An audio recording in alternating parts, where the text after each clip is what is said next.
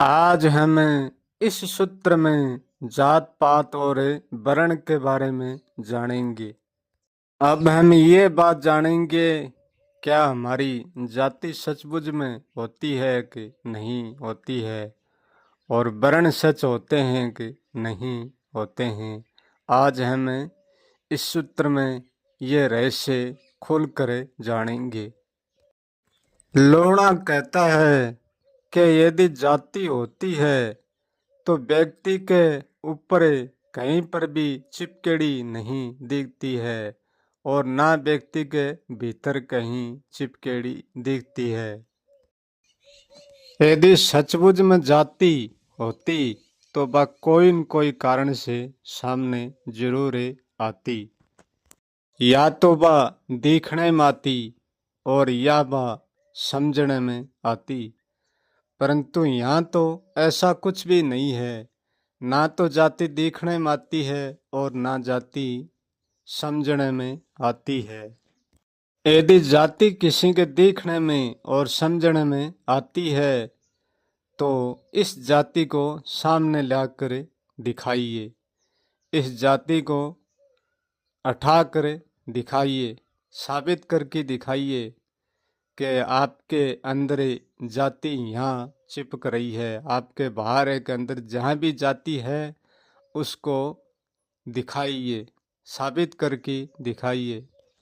जब जब जाति साबित करने की बात आती है तो जाति तो साबित नहीं होती है, जाति तो छुप जाती है और कर्म साबित होता है। यदि जाति इतनी घटिया है तो फिर हर व्यक्ति जाति को तोड़कर फेंक क्यों नहीं देते। जातिवाद पर लड़ने ना हूं तो ये बहुत अच्छा होगा कि चारों जातियों ने अपनी अपनी जाति तोड़कर फेंक देना चाहिए। जाति के बदले में कभी नहीं लड़ना चाहिए।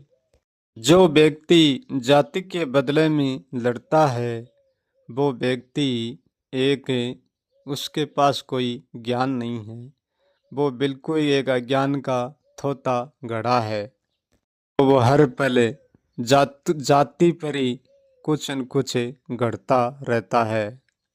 जाति केवल कमजोर व्यक्तियों का शोषण करने के लिए बनाई गई है। जो बुद्धि से थोड़ा कमजोर व्यक्ति है उनका जाति के नाम पर बल छीन लिया जाता है, फिर उनको बुद्धिहीन बना दिया जाता है। ये जाति और पाति, ये भेद भ्रांति सब तेज बुद्धि वालों ने बनाई है। वेद और शास्त्रों ने कोई जाति नहीं बनाई है।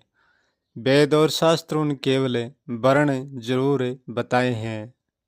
जाति वही लोग फैलाते हैं जो मन और बुद्धि से चातुर होते हैं। हर व्यक्ति का शोषण करते हैं, जाति के नाम पर ठगी करते हैं, क्योंकि जाति के कारण जो मूल सत्य है वो छीन लिया जाता है। जाति में नीच दिखाकर उनका विवेक छीन लिया जाता है, फिर उन लोगों पर शोषण किया जाता है। जो होशियार लोग होते हैं कमजोरों पर शोषण करते हैं, राज जिमाते हैं। कमजोरी का अर्थ है अज्ञानता और जोर का अर्थ है ज्ञान, चातुरता।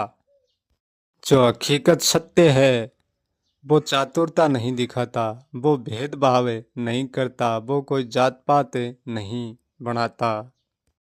लोणा कहता है कि जाति को हम कैसे सिद्ध कर पाएंगे। हम तो ना कोई क्षत्रिय हैं, ना कोई ब्राह्मण, ना कोई वैश्य, ना कोई शूद्र। हमारी कोई जाति नहीं है, किसी की भी कोई जाति नहीं है। और जाति कहें तो केवल मानव जाति एक ही जाति होती है, दूसरी कोई जाति नहीं है। जाति को हम कैसे सिद्ध करेंगे। वर्ण के आधार पर सिद्ध नहीं कर सकते, वर्ण का आधार पर केवल कर्म सिद्ध कर सकते हैं। तत्व का आधार पर ही हम जाति सिद्ध नहीं कर सकते हैं, क्योंकि शरीर सबका तीन ही तत्व का है और जिन शरीर ओढ़ रखा है उनमें यही तीन तत्व हैं, कोई दूसरे तत्व नहीं है।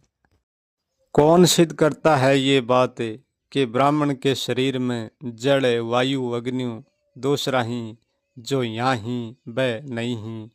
कौन सिद्ध करता है कि क्षत्रिय के शरीर में ये जड़ नहीं है, ये अग्नि नहीं है, ये वायु नहीं है? कौन सिद्ध करता है कि वैश्य के शरीर में ये जड़, ये अग्नि, ये वायु, ये आकाश नहीं है? और कौन सिद्ध करता है कि शूद्र के शरीर में ये जड़ नहीं है, ये अग्नि नहीं है, ये वायु नहीं है, ये आकाश नहीं है? मात्र शरीर तीन तत्व का होता है, जड़, अग्नि और पृथ्वी। ये तीन ही तत्व का शरीर होता है। शरीर में और कोई चौथा तत्व नहीं होता है। ये तीन तत्व तीन वर्ण में मिलते हैं, क्योंकि धरती वर्ण में मिलती है और अग्नि वर्ण में मिलती है और जड़ वर्ण में मिलता है। सत्य ऊर्जा तो सबकी एक ही है, परंतु ये तीनों अलग अलग होने के कारण इसका तीन वर्ण हो गया, इसलिए इनको वर्ण में कहते हैं।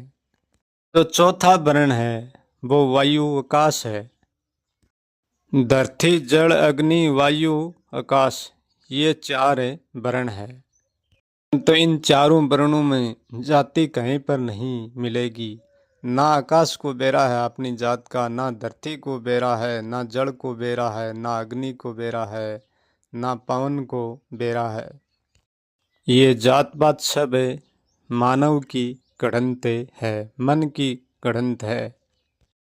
अब ये जात पात की होशियारी बहुत दिन नहीं टिक पाएगी, क्योंकि जो सच है वो सच होकर रहेगा।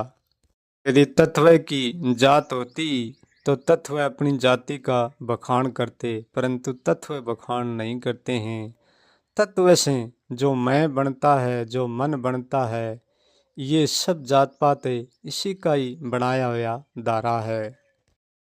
कर्म के आधार पर कर्म का सहारा लेकर इन्हें बुद्धिमानी लोगों ने जात पात को रच दिया।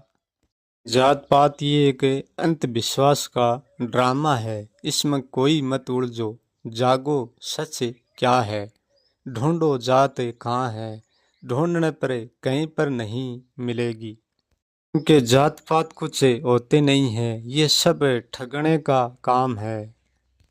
जात पात बनाने वालों ने केवल कर्म के आधार पर बना डाली, क्योंकि वो पावरफुल था।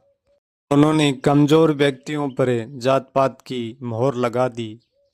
जिसने लोहे का काम किया उसको लोहार ठहरा दिया, जिसने मिट्टी का काम किया इसने कुम्हार ठहरा दिया, जिसने सोने का काम किया उसको सुनार ठहरा दिया, जिसने खेत खलियानों व्यापार का काम किया उसको बेस्या ठहरा दिया, और जो कचरा साफ कराया उसको शूद्र ठहरा दिया, और जिसने वेद बनाया, वेद पढ़ा, उसने ब्राह्मण बना दिया, और जिसने भुजाओं का बल दिखाया, लूटपाट मचाया, उसने क्षत्रिय बना दिया। जैसा जैसा व्यक्ति काम करता था उसको वैसी जाति का दर्जा दिला दिया। परंतु ये जात नहीं है, ये काम है, ये कर्म है। क्योंकि संसार में सभी सोना नहीं गढ़ सकते, सभी मिट्टी का काम नहीं कर सकते, सभी लोहा नहीं गढ़ सकते, सभी चमड़े का काम नहीं कर सकते हैं, सभी खेत खलियानों का काम नहीं कर सकते हैं, सभी वेद शास्त्रों का काम नहीं कर सकते हैं, सभी लड़ाई जंगा नहीं कर सकते हैं। परंतु कर्म तो फल सिद्ध करता है, जात पात सिद्ध नहीं करता, और जात पात के कोई भी फल नहीं लागता।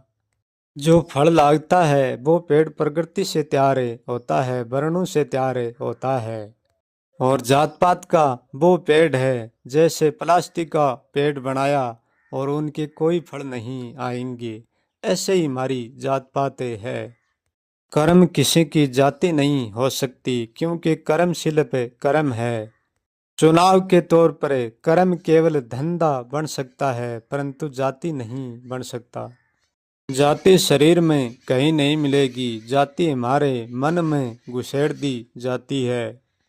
जो व्यक्ति ये बात जान लेता है कि हमारे मन में ये जाति बाहर से घुसेड़ी गई है, वो जात पात को कभी नहीं मानता।